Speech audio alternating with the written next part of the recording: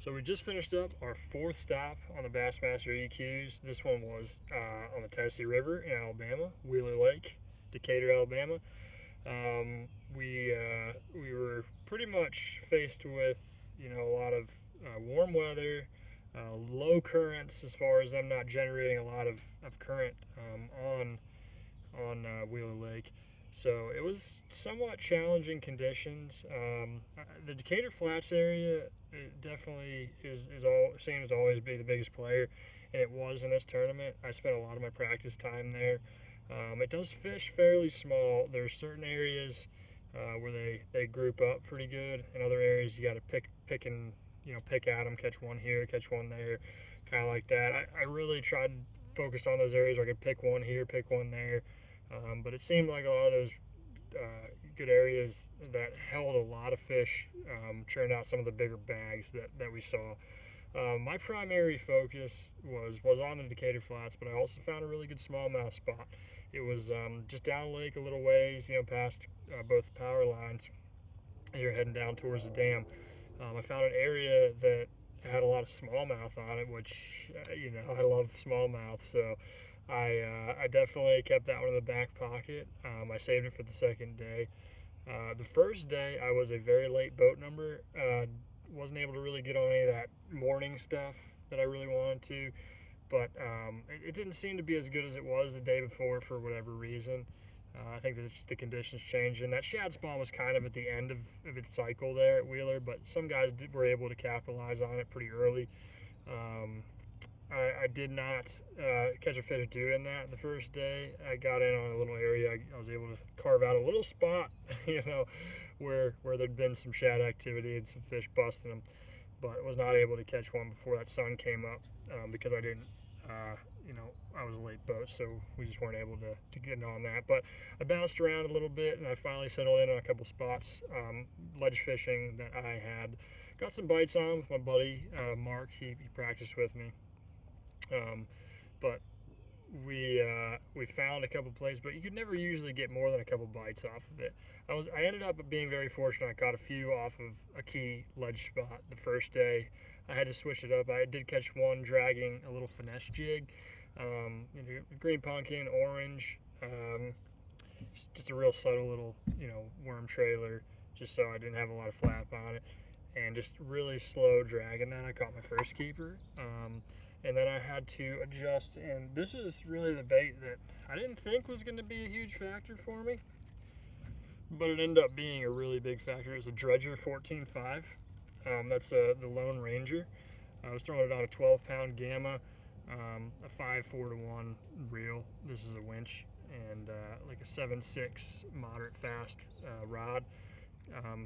It's a graphite, but I prefer, glass, graphite, composite, whatever. But I prefer glass when I'm deep cranking, just to have that little bit more delay.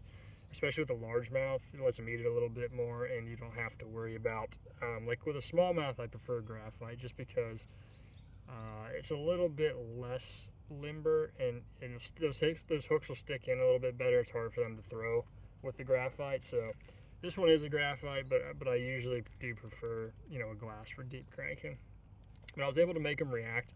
After I caught that probably 2-pounder on the jig, I threw this. I caught a 4-pounder, and then I caught a 3-pounder not too long after that off this little ledge spot. It was probably about 20 yards long, but there was a couple key spots within that area. This was also a key bait for me the second day as well. I caught about the same size, a couple of good quality fish later in the day, right before weigh-in, off that spot when I came back from the smallmouth spot.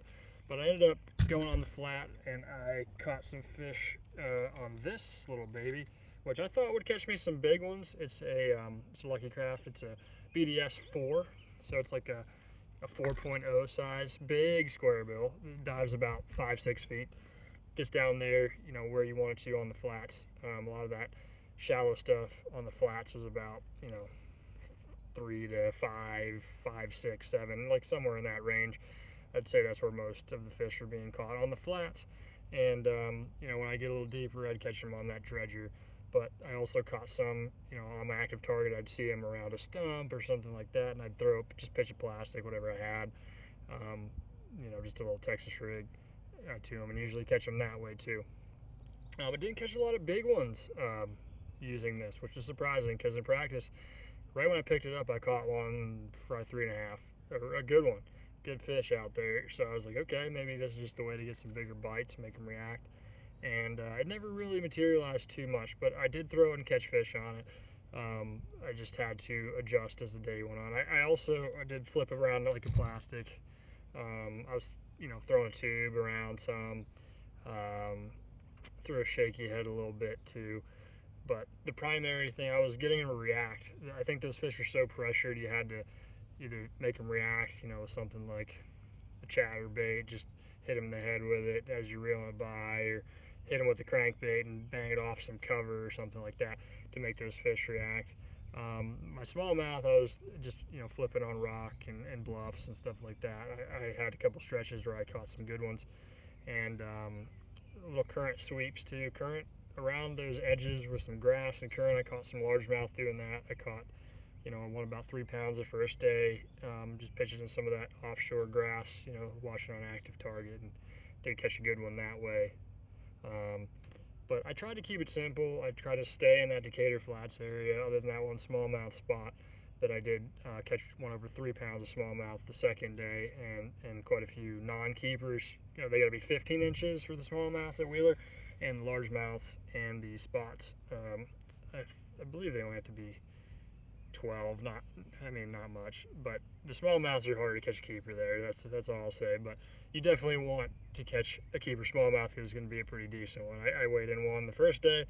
I ended up dying, unfortunately. It got gut hooked, and the second day I caught one a little over 3, and thankfully none of the other fish died. None of my fish died except that one that got gut hooked the first day, unfortunately. But survived the tournament. It wasn't easy. It wasn't easy catching limits. I think I ended up with like 12 pounds a day. That's roughly what I ended up with.